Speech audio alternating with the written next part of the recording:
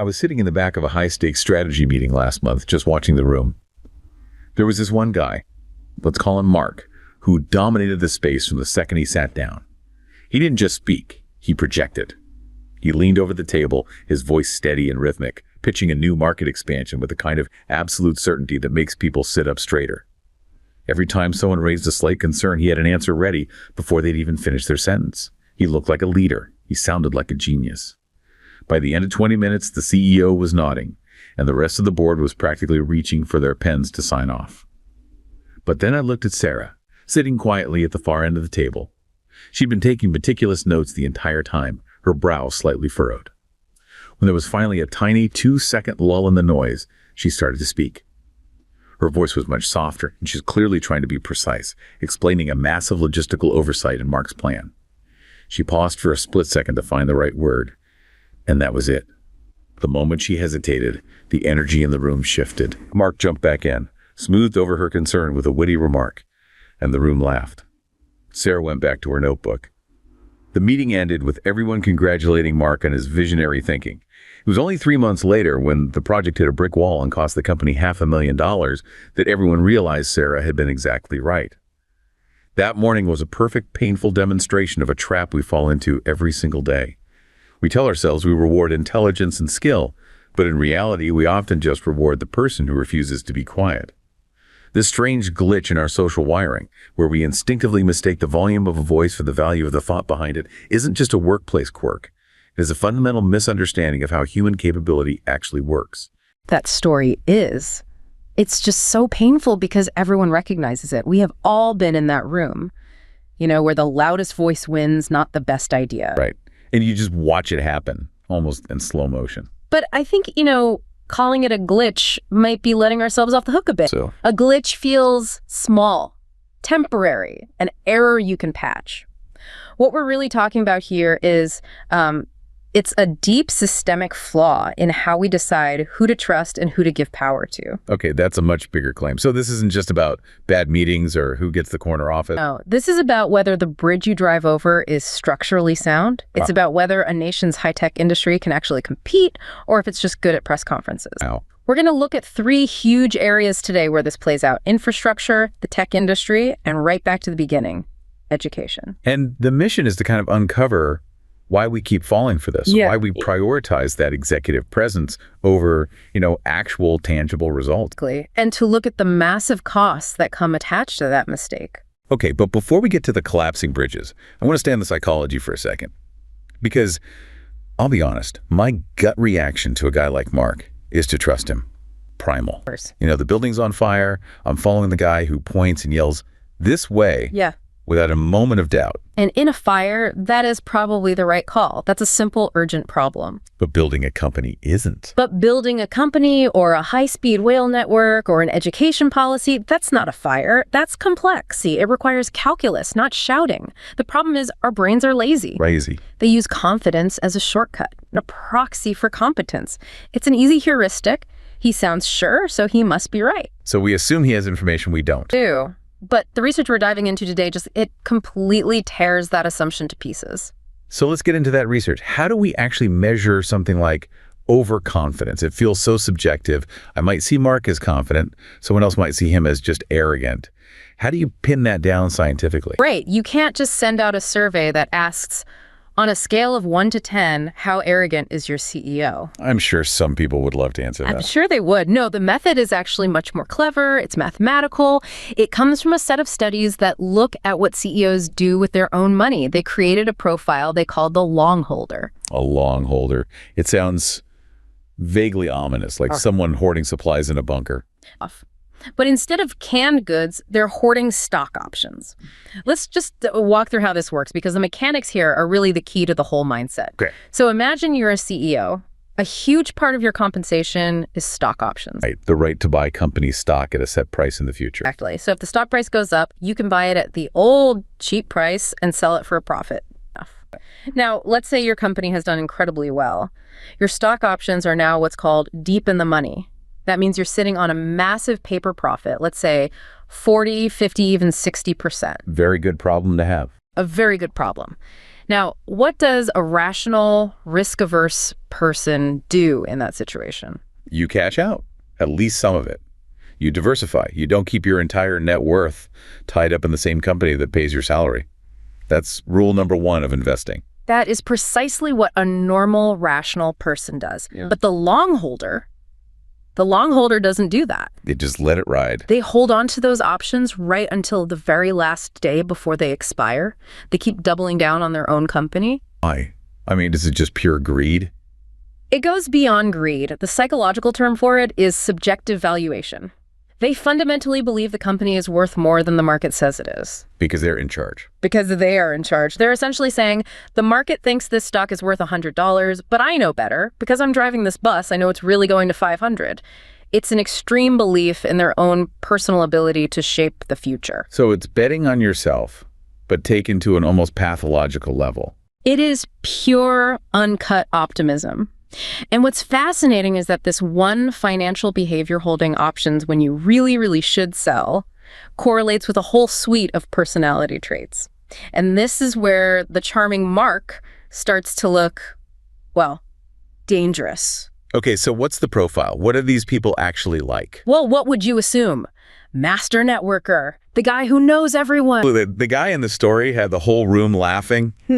He seems like the ultimate people person. That's the perform action. The actual data from executive assessments shows the opposite. Really? These longholder CEOs score consistently lower on social networking skills. Their professional networks are smaller, they're more constrained. If you're that confident, why wouldn't you want to be out there connecting with everyone? If you believe you already have all the answers, why would you waste time talking to other people? What could they possibly tell you that you don't already know? Okay, that makes a chilling kind of sense. It also explains the next trait. They score much lower on listening skills and on being open to criticism. That one tracks perfectly. Mark wasn't listening to Sarah. He was just waiting for a pause so he could jump back in. Right. Their certainty is like a shield. It insulates them. And then there's the third trait, which to me is the most alarming. They're disorganized. They score low on things like planning, organization, and sticking to commitments. Okay. I have to push back there. Mark's pitch was flawless. It was tight, it was rhythmic, it sounded like he had every detail of a master plan worked out. How can these guys be messy? They're winging it. What you saw was a performance of competence. They have what psychologists call extremely high self-efficacy, which means they believe so strongly in their own ability to handle any problem that might come up that they don't see the need for meticulous, detailed planning. Their plan is, I'll figure it out. Their plan is, I'll figure it out because I'm brilliant. Sarah plans because she respects the complexity of the problem. Mark doesn't plan because he only respects his own genius. That is a terrifying difference. One is looking at the map, the other is just flooring the gas pedal. And that takes us directly to the Dunning-Kruger Effect. The idea that people who are incompetent don't have the skills to recognize their own incompetence. That's the shorthand for it. Yeah. But let's use a better metaphor. Think of metacognition. Your ability to assess your own thinking as the dashboard in your car. Okay. It tells you how fast you're going, your engine temperature, how much fuel you have left. The Dunning-Kruger effect is like driving with a broken dashboard. So Mark is going 100 miles an hour. But his speedometer is stuck on 0. He has no idea he's about to redline the engine. His confidence comes from a lack of information. He doesn't know what he doesn't know. And Sarah? Sarah is the opposite. She's staring at the temperature gauge, watching the needle creep into the red. Her hesitation isn't a sign of weakness. It's a sign that she's actually reading the instruments. She's informed. But the passengers in the car, the board, the investors, they just see Mark moving fast and they think, wow, this guy really knows where he's going. Correct. And that is the exact moment the danger stops being theoretical psychology and starts being about tons of concrete and steel. Because when you put a longholder, a Mark, in charge of a nation's infrastructure, you don't just risk a bad meeting. You risk billions of dollars. And maybe more, which is a perfect pivot to our first big area, infrastructure. This is where the cost of bravado is measured in real physical failure. We're not talking about a flawed PowerPoint anymore. We're talking about tunnels, bridges, high-speed rail, the very bones of a country. The stakes get exponentially higher. And to really set the stage for this, I want to look at a story that came out of East Asia not long ago. It's just a perfect encapsulation of this dynamic. The charismatic manager versus the quiet engineer. I have it right here. It's a tough one to read because you can see the disaster coming from a mile away. I heard a story recently from a veteran structural engineer in a rapidly developing East Asian metropolis, a man who spent 30 years ensuring that the steel meeting the concrete was more than just a calculation. He spoke of a high-stakes briefing for a new subsea tunnel project. In the room sat a young project manager, polished and radiating the kind of absolute certainty that investors find intoxicating. This manager spoke in flourishes about accelerated timelines and seamless integration, his voice commanding the air. Beside him sat the lead engineer, a man who had spotted a subtle discrepancy in the soil pressure sensors. When the engineer tried to speak, his pause to find the precise technical term was swallowed by the manager's charismatic pivot. The project was greenlit on the spot. 6 months later, the fast-track tunnel faced a catastrophic leak during the monsoon, costing the state billions. I read this and couldn't help but feel a pang of frustration. We often mistake the speed of a man's tongue for the stability of his foundations. As a journalist covering these shifts, I see how we are seduced by the vibe of leadership, while the actual physical capacity of our institutions quietly erodes under the weight of unexamined bravado. Mistake the speed of a man's tongue for the stability of foundations. That's the whole deep dive in one sentence. But I want to get into the why. The manager in that story, he promised accelerated timelines. That's catnip to politicians and investors. Is it just that the Marks of the world are promising something exciting and the Sarahs are the wet blankets saying it's impossible? It's more calculated than that. In the world of these huge mega projects, we're talking high-speed rail, dams, airports, there's a well-documented phenomenon called strategic misrepresentation. That sounds like a very corporate way to say lying. Essentially, think of the famous Shinkansen in Japan, the bullet train. Today, we see it as this icon of efficiency and brilliant engineering. Right, the gold standard. Yes. Right. If you look at the financials when it was built, it was a poster child for this longholder optimism bias. I thought it was a runaway success from day one. It cost something like $17 billion in today's US dollars to build. It needed huge government subsidies. And by 1972, it had lost over $100 million. It took 21 years just to recover the initial capital. Wow. Now imagine the Mark in charge of that project going to the Japanese parliament in the 50s and saying, okay, here's the plan. It's going to cost a fortune, lose money for 2 decades, and you, the taxpayer, will have to prop it up. It never would have been built. Never. So what does Mark do? He engages in strategic misrepresentation. He leans into his optimism. He presents a budget that's half the real cost and a timeline that's half the real length. He just needs to get the shovel in the ground. Because once you've spent $1 billion digging a tunnel, you can't just stop. Exactly. The sunk cost fallacy takes over. Yeah. Well, we're already halfway there. We have to finish it now. Mark forces the project into reality by being dishonest about the risk. And we're seeing this play out everywhere. You mentioned China, Indonesia. China has this incredible network, 45,000 kilometers of high-speed rail. It's amazing to ride on. But the debt attached to it is approaching $900 billion US dollars. $900 billion. That's a number that just doesn't compute. Staggering. And the best estimates are that only about 6% of the lines are actually profitable. The rest are just hemorrhaging money. But the Mark mentality is always build it and they will come. It's the same logic as the CEO holding the stock options. My vision will bend reality to its will. Which brings us to a situation that's happening as we speak in Vietnam.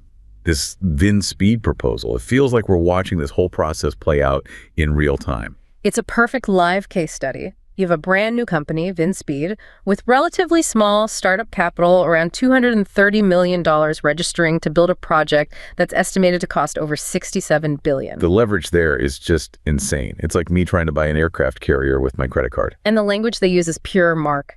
They talk about being willing to accept losses in order to serve the nation. It sounds patriotic, it sounds visionary. But look at the actual process.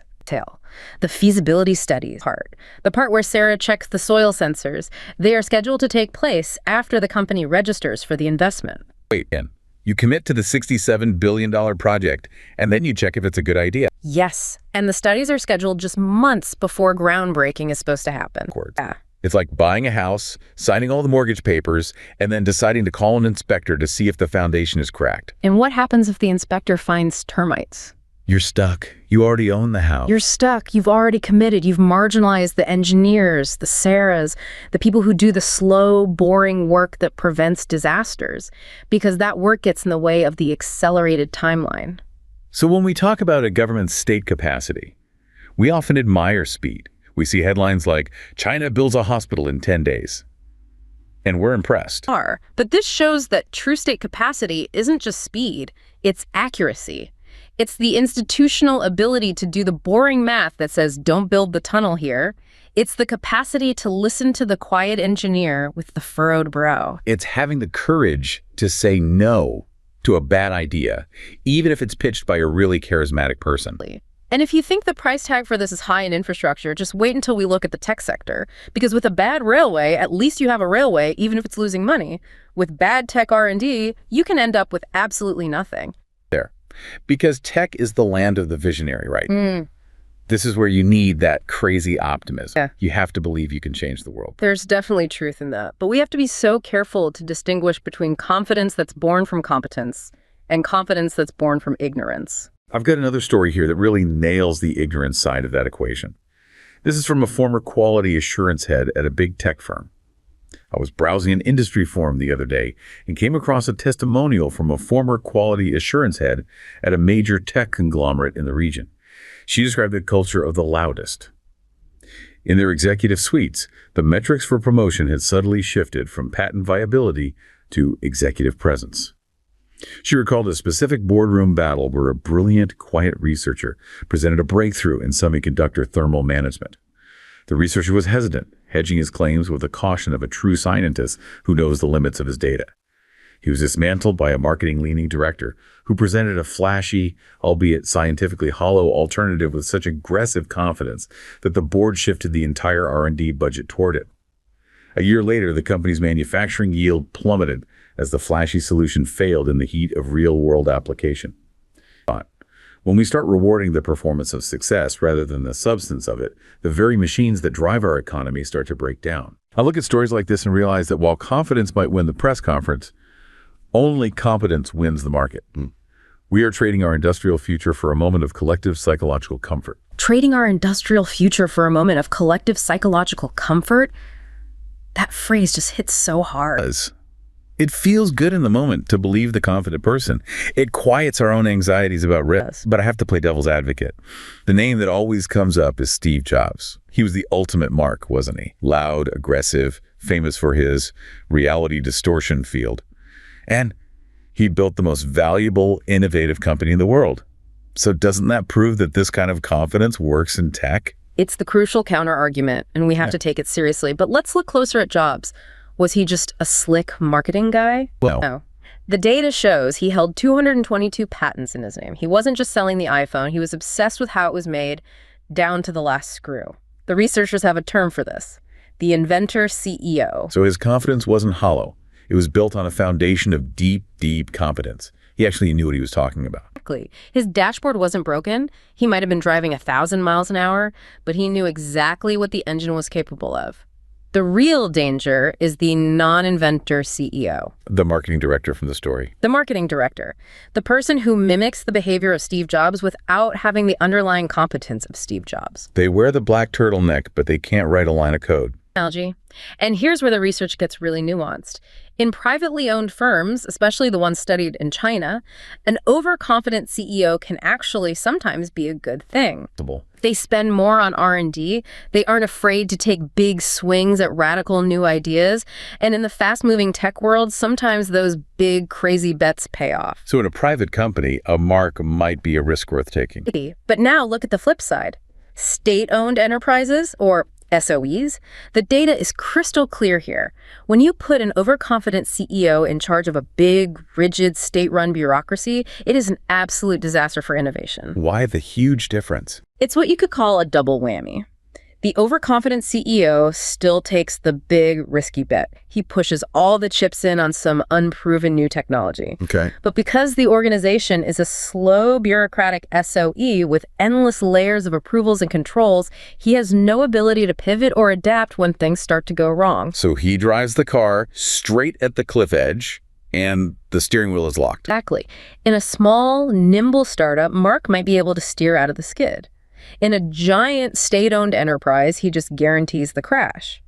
This also ties into the difference between incremental and radical innovations. Radical innovation is the sexy stuff, creating a whole new product category, entering a new market. Marks love that lines. And incremental. Incremental innovation is making the existing product 10% more efficient, making the battery last an hour longer, improving manufacturing yield. It's what the Sarahs of the world are brilliant at. The researcher in the story, he was working on semiconductor thermal management. That's about as incremental as it gets. Exactly. It's boring. You don't get on the cover of a magazine for slightly better thermal management. But that boring work is what actually keeps the company profitable and competitive year after year. The board chose the flashy, radical idea over the practical, incremental fix. And their production lines failed. If you're sitting on a board of directors and you see this dynamic play out, the charismatic Mark dazzling everyone while the quiet Sarah is ignored, what can you do?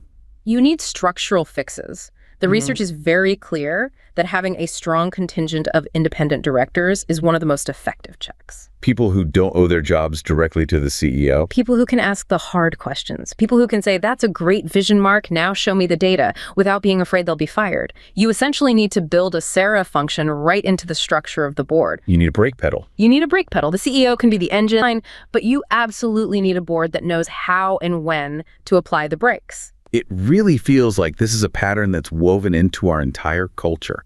We celebrate the sprint, the fast answer, the quick decision, the rapid development.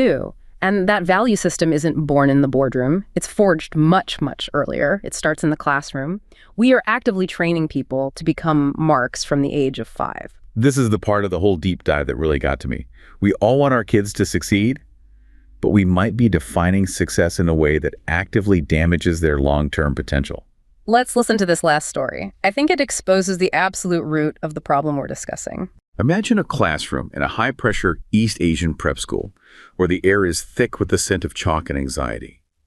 I saw a video essay about a student there, a slow learner who eventually became a world-class physicist. In school, he was the boy who never raised his hand first. While his peers were racing to shout out the memorized answers to complex equations, gaining the praise of teachers for their sharpness and boldness, he was staring at the margin of his paper, wondering why the formula worked the way it did.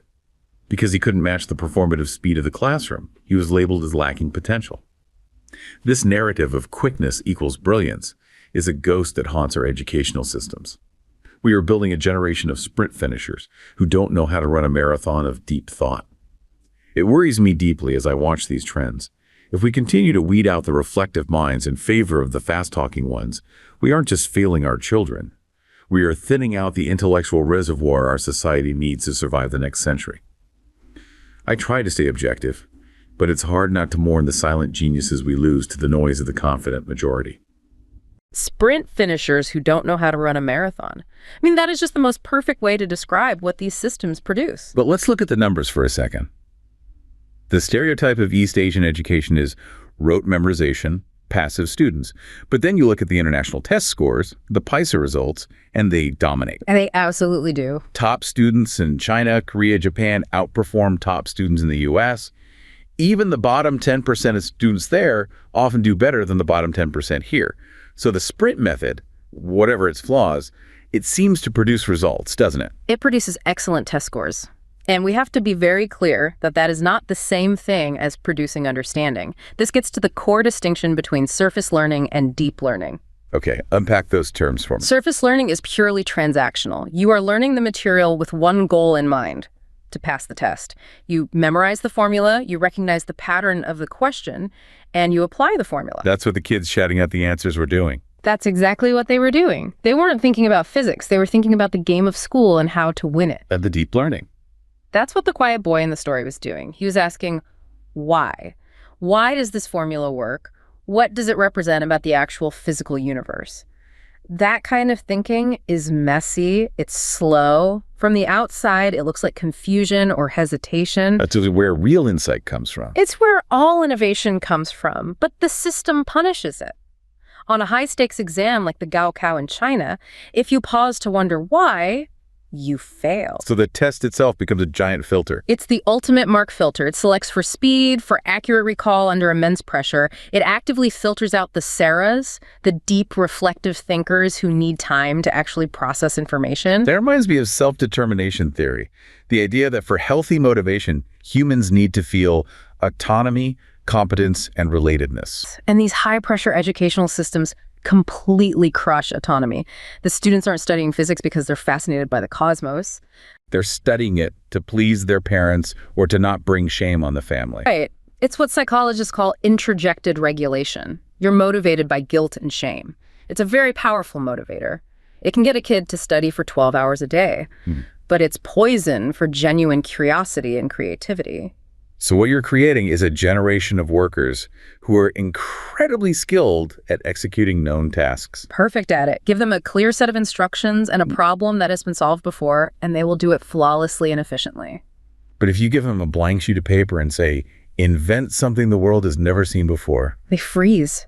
Because there's no textbook for that. There's no formula to memorize. They've been trained their whole lives that the goal is to find the one right answer as quickly as possible. True innovation is about exploring all the wrong answers first. And the quiet boy who became a physicist. He's the one who got away. He survived in spite of the system, not because of it. He was a bug in the code. And it makes you wonder, how many more were there? How many potential geniuses did we lose because we told them they were slow? Because they couldn't perform intelligence at the speed we demanded. We are systematically weeding out the very minds we need to solve the complex, messy problems of the 21st century. We filter for Mark and we discard Sarah. And then, as you said, those Marks grow up. They get an MBA.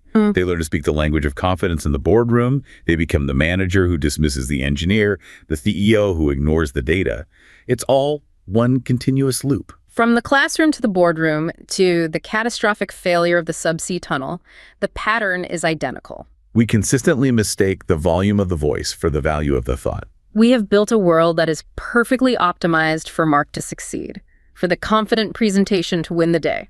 But the hard truth is that the world is actually held together by the quiet competence of Sarah. It runs on the meticulous work, the soil sensor readings, the thermal management data, the deep understanding of the underlying principles, the boring stuff.